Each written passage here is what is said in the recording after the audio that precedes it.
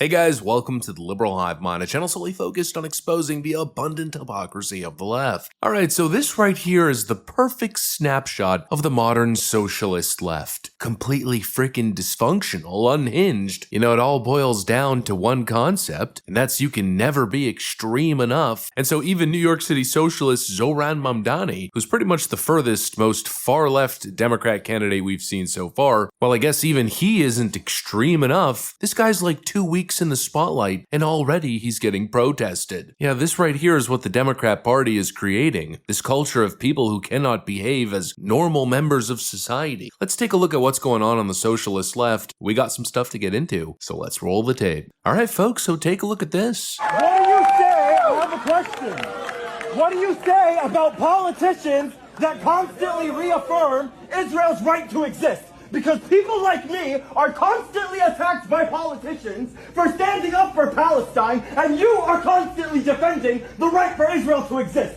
My family is in Palestine right now, constantly under attack, and I'm hearing you say free Palestine, but also Israel has the right to exist.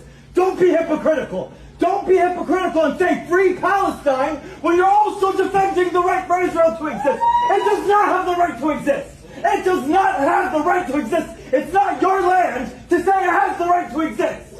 Yeah, I guess the saga continues. These Democrats can't go anywhere. It's not just Joe Biden, Kamala Harris, Nancy Pelosi. No, it's also AOC and this guy. Complete chaos and dysfunction at the little socialist revolution currently happening in New York City. And what's funny is that as this is happening in the backdrop, we're getting hit with stuff like this. The Republican Party has not just become a right-wing extremist party. In many cases, it's become like a Stalinist party, a cult of the individual. And what the party is about now is that Trump says something, and if you have an independent thought, if you disagree with Mr. Trump, if you think maybe what he's proposing doesn't work for your constituents, you're out of here. You raise your voice, and in 5 minutes, they will be announcing a primary to your election. So what happened is Tillis thought that this was a bad piece of legislation for North Carolina. He's right, it was. And the result of that is Trump said, good, we're going to primary you. You have the same thing in the House, with the very few people who are prepared to disagree with Trump. The Republican Party, people are just afraid to dissent.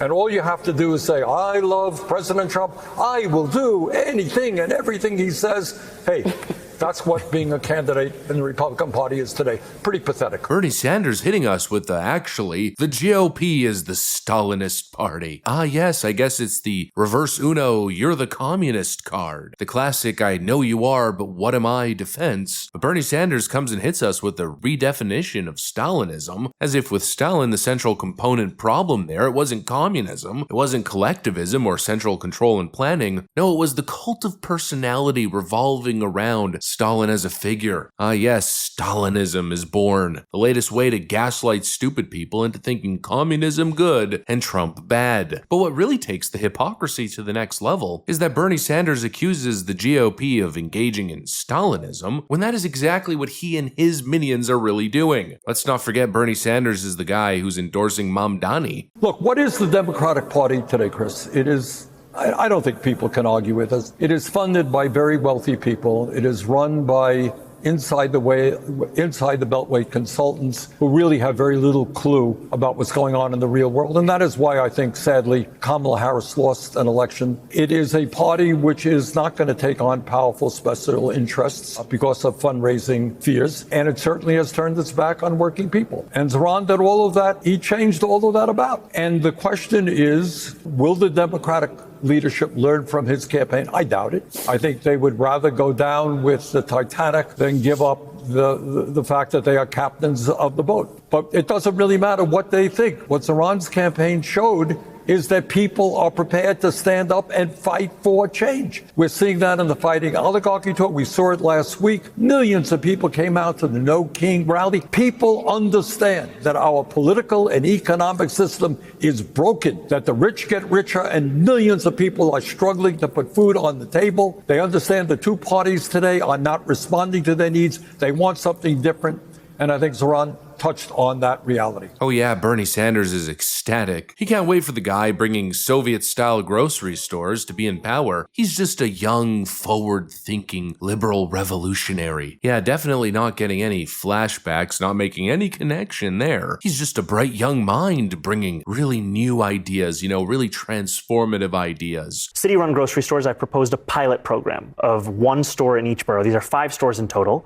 The total cost of this is $60 million. This is less than half the cost of what the city is already set to spend on a subsidy program for corporate supermarkets that has no guarantee of cheaper prices or collective bargaining agreements or even accepting So SNAP you're or not WIC. looking at some like Soviet Union grocery stores on every corner that are going to be run by the government? No, what I'm looking at is how to solve the very clear twin crises of affordability when you go to the grocery store. It's a new transformative, innovative way to bring DEI and equity to grocery shopping. So it's basically a Soviet-style grocery store. And then his essential response was, no, that wasn't real communism. No, what we're gonna do is gonna be the real communist utopia that solves the world's problems. Yeah, of course, and it always starts with one grocery store. And the private competition can't compete with the taxpayer-funded one that's giving all these generous taxpayer pensions to their employees. And then all of a sudden, it's only state grocery stores. Then it becomes industry after industry. And before you know it, before you blink an eye, you live in a quasi-socialist nation that only votes one way due to union influence. And the state grows and grows and grows until you lose full control and the government runs everything. No, it's just a brand new transformative idea, never been tested before, never been tried. No, of course. Yeah, I guess it's the flaw in humanity. Every 100 years, it's time to run back this whole communism thing. But anyways, back to the central point, right? We're not the Stalinists. The people advocating for Soviet-style grocery stores, those are the Stalinists. You don't get to redefine that word just to have another creative way to call Donald Trump a fascist. The warped thinking of the socialist left. And of course, speaking of that, do you think that billionaires have a right to exist? I don't think that we should have billionaires because, frankly, it is so much money in a moment of such inequality.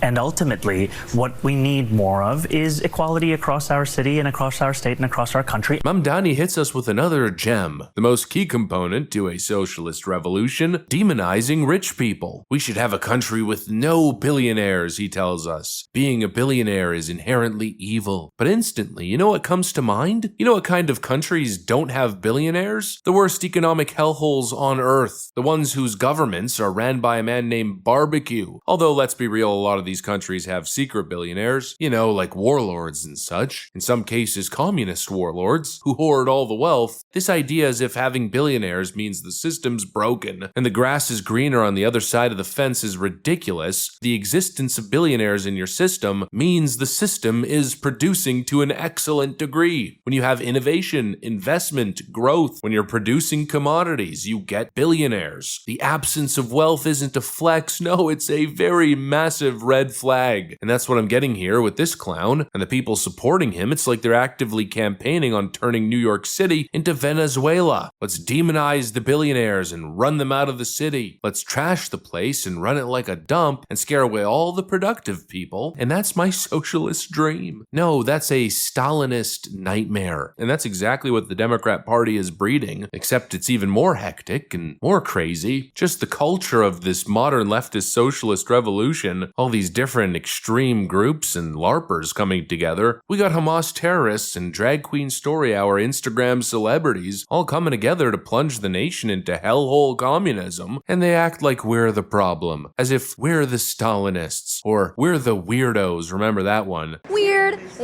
Yeah, I don't know. I know there's a certain demographic that's going crazy celebrating this Zoran Mamdani victory. You've seen the videos.